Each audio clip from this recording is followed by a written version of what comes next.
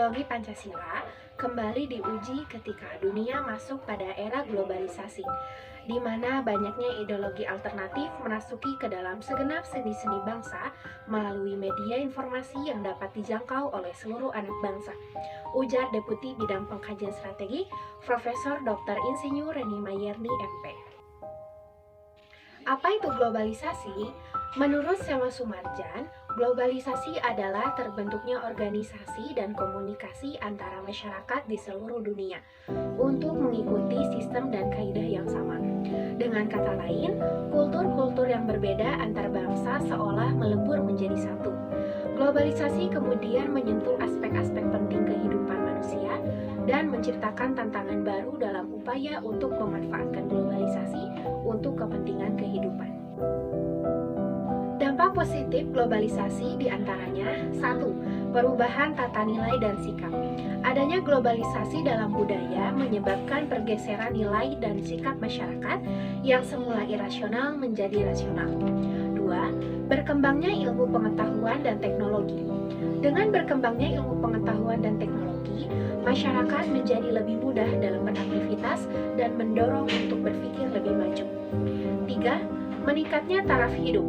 Dibukanya industri yang memproduksi alat-alat komunikasi dan transportasi yang canggih merupakan salah satu upaya untuk mengurangi pengangguran dan meningkatkan taraf hidup masyarakat. Dampak negatif globalisasi diantaranya 1. Gaya hidup kebarat-baratan. Tidak semua budaya barat baik dan cocok diterapkan di Indonesia. Budaya negatif yang mulai menggeser budaya asli adalah anak tidak lagi hormat kepada orang tua, kehidupan bebas remaja, dan lain-lain. 2. Pola hidup konsumtif. Perkembangan industri yang pesat membuat penyediaan barang kebutuhan masyarakat melimpah. Dengan begitu, masyarakat dengan mudah tertarik untuk mengonsumsi barang dengan banyak pilihan yang ada. 3. Sikap individualistik. Masyarakat merasa dimudahkan dengan teknologi maju, membuat mereka merasa tidak lagi membutuhkan orang lain dalam beraktivitasnya. Kadang mereka lupa bahwa mereka adalah makhluk sosial. 4. Kesenjangan sosial. Jika dalam suatu komunitas masyarakat hanya ada beberapa individu yang dapat mengikuti arus globalisasi, maka akan memperdalam jurang pemisah antara individu dengan individu lain yang stagnan. Hal ini menimbulkan kesenjangan sosial. Pancasila sejatinya merupakan ideologi terbuka, yakni ideologi yang terbuka dalam menyerap nilai-nilai baru yang dapat bermanfaat bagi keberlangsungan hidup bangsa. Namun, di sisi lain diharuskan adanya kewaspadaan nasional terhadap ideologi baru. Apabila Indonesia tidak cermat, maka masyarakat akan cenderung ikut arus ideologi luar tersebut. Sedangkan ideologi asli bangsa Indonesia sendiri, yakni Pancasila, malah terlupakan, baik nilai-nilainya maupun implementasi dalam kehidupan sehari-hari. Tantangan Pancasila dalam era globalisasi. Tantangan pertama adalah banyaknya ideologi alternatif melalui media informasi yang mudah dijangkau oleh seluruh anak bangsa. Ideologi alternatif tersebut seperti radikalisme, ekstremisme, dan konsumerisme.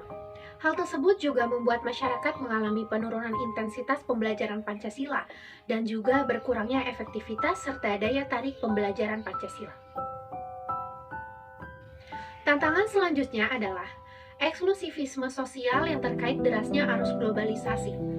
Arus globalisasi ini mengarah kepada menguatnya kecenderungan politisasi identitas, gejala polarisasi, dan fragmentasi sosial yang berbasis sara. Bonus demografi yang akan segera dinikmati bangsa Indonesia juga menjadi tantangan tersendiri untuk menanamkan nilai-nilai Pancasila. Implementasi nilai-nilai Pancasila. Pertama, dengan memanfaatkan kemajuan teknologi yang menarik bagi generasi muda dan masyarakat. Kedua, membumikan nilai-nilai Pancasila melalui pendidikan. Pendidikan ini yang berkesinambungan, yang berkelanjutan di semua lini dan wilayah. Oleh karena itu, perlu ada kurikulum di satuan pendidikan dan perguruan tinggi, yaitu Pendidikan Pancasila dan Pendidikan Kewarganegaraan atau P3KN. Peran Pancasila dalam era globalisasi. Pancasila memiliki peranan penting sebagai filter atau penyaring nilai-nilai baru. Rakyat Indonesia harus bisa menyesuaikan diri dengan cepat terhadap perkembangan zaman, tetapi Pancasila diperlukan untuk mempertahankan nilai budaya asli. 2. Pancasila dapat digunakan untuk memilah mana saja nilai yang dapat diserap untuk kemudian disesuaikan dengan nilai-nilai Pancasila sendiri. Dengan begitu, Pancasila tidak kaku dan menutup jalan bagi adanya perubahan. Pancasila justru memberi kesempatan bagi nilai-nilai baru untuk tumbuh dalam negara dengan tetap berada di bawah kepribadian bangsa.